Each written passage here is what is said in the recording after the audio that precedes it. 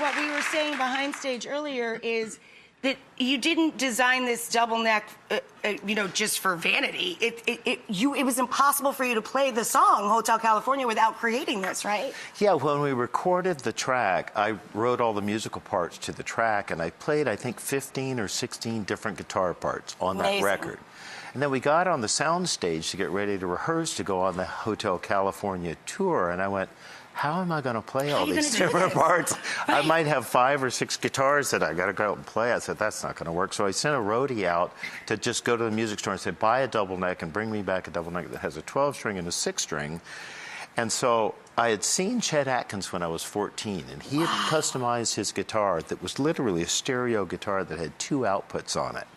And I thought, if I drill another hole in the top of this guitar, which you'll see there's 2 holes here, and one of them goes out of the 12-string neck and one of them goes out of the 6-string neck, they can go into different amplifiers, and one sounds like a rock and roll guitar, and the other's this pretty 12-string guitar. I would take that guitar too if I went through all that.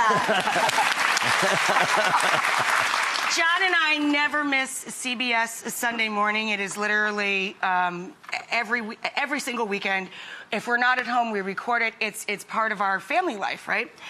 I really was moved to tears watching you play in the Met.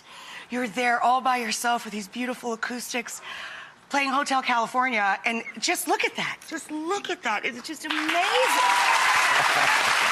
What was it like? Was it special for you? Yeah, I moved to New York in 1968 with a guitar in one hand, a suitcase in another hand. I grew up in the destitute poverty of north central Florida on a dirt road, had no museum experience. The first thing I wanted to do when I got to New York City was go to the Met. The first day I was here, I got up and spent the entire day going there and just looking at all the amazing artwork that was there. And to be able to be playing there 50 years later and have my guitar hanging on the wall on the Met was just such an honor. Isn't that wonderful? Life comes full circle? Yeah. Full circle, right? So this exhibit is beautiful. I've seen a lot of the guitars at the Rock and Roll Hall of Fame. Let's say you get to grab one of any of those guitars and you keep it. Which one are you grabbing? My double neck. You grabbing that one?